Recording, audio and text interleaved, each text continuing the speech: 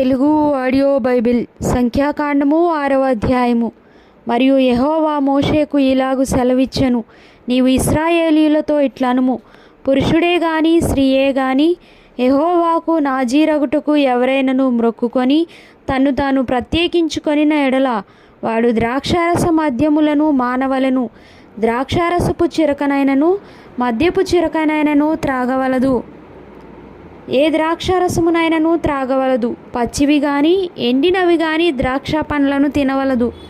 అతడు ప్రత్యేకంగా నుండు దినములన్నీయు పచ్చికాయలే గాని పైతోలే గాని ద్రాక్షావల్లిని పుట్టినదేదియూ తినవలదు.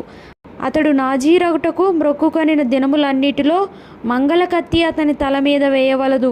అతడు యెహోవాకు తన్ను తాను ప్రత్యేకించుకొనిన దినములు నెరవేరు వరకు అతడు ప్రతిష్ఠితుడై తన తల వెంట్రుకలను ఎదుగనీయవలెను.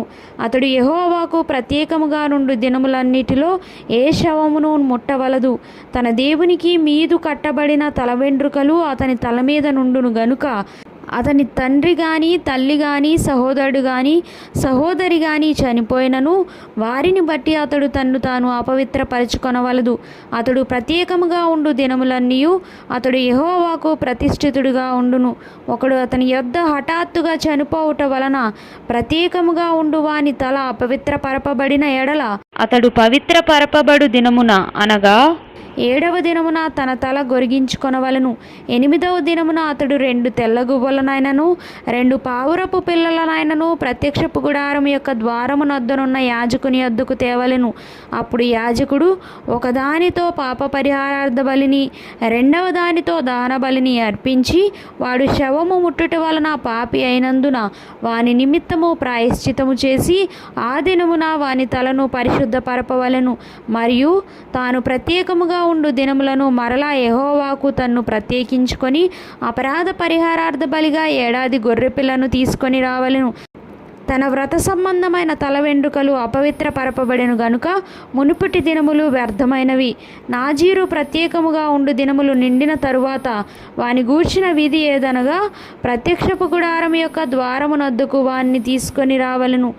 అప్పుడు అతడు దహన బలిగాను నిర్దోషమైన 7 మగ గొర్రె పిల్లను, పాప పరిహారార్థ బలిగాను నిర్దోషమైన 7 ఆడు గొర్రె పిల్లను, సమాధాన బలిగాను నిర్దోషమైన 1 పొట్టేలును, గంపెడు పొంగని పిండి అనగా గోధుమ పిండి వంటలను, నూనె కలిపిన గోధుమ పిండితో చేసిన భక్ష్యములను, నూనె పూసిన పొంగని పూరీలను, వాటి నైవేద్యమును, పానార్పణములను అర్పణముగా యెహోవా యొద్దకు తేవలెను. అప్పుడు యాజకుడు యెహోవా సన్నిధికి వాటిని తెచ్చి అతని నిమిత్తము పాప పరిహారార్థ బలిని దహన బలిని అర్పింపవలెను.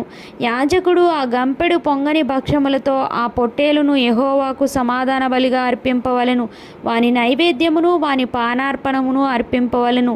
అప్పుడు ఆ నాజీరు ప్రత్యక్షపు గుడారము యొక్క ద్వారమునద్ద తన వ్రత సంబంధమైన తన తల వెంట్రుకలు గొరిగించుకొని ఆ వ్రత సంబంధమైన తన తల వెంట్రుకలు తీసుకొని సమాధాన బలి ద్రవ్యము క్రిందనున్న అగ్నిలో వేయవలెను. మరియు యాజకుడు ఆ పొట్టేలు యొక్క వండిన జబ్బను, ఆ గంపలో నుండి పొంగని యొక్క భక్ష్యమును, పొంగని యొక్క పూరిని తీసుకొని నాజీరు తన వ్రత సంబంధమైన వెంట్రుకలు గొరిగించుకొనిన పిమ్మట అతని చేతుల మీద వాటిని నుంచవలెను. తరువాత యాజకుడు యెహోవా సన్నిధిని అల్లాడింపబడు అర్పణముగా వాటిని అల్లాడింపవలెను. అల్లాడింపబడు బోరతోనూ ప్రతిష్ఠితమైన జబ్బతోనూ అది యాజకునికి ప్రతిష్ఠితమగును. తరువాత ఆ నాజీరు ద్రాక్షారసము త్రాగవచ్చును. మ్రొక్కుకొనిన నాజీరు తన కలిమి కొలది ఇచ్చుదాని గూర్చిన విధియు, అతడు నాజీరయ్యున్నందున యెహోవాకు అర్పింపవలసిన దాని గూర్చిన విధియు ఇదే. తాను మ్రొక్కుకొనిన మ్రొక్కుబడి చొప్పున నాజీరును గూర్చిన విధిని బట్టి ఇది అంతయు చేయవలెనని చెప్పుము. యెహోవా మోషేకు ఇలాగు సెలవిచ్చెను, నీవు అహరోనుతోనూ అతని కుమారులతోనూ ఇలాగనుము, మీరు ఇశ్రాయేలీయులను ఇలాగు దీవింపవలెను. యెహోవా నిన్ను ఆశీర్వదించి నిన్ను కాపాడునుగాక. యెహోవా నీకు తన సన్నిధిని ప్రకాశింపచేసి నిన్ను కరుణించునుగాక. యెహోవా నీ మీద తన సన్నిధి కాంతి ఉదయింపచేసి నీకు సమాధానము కలుగజేయునుగాక.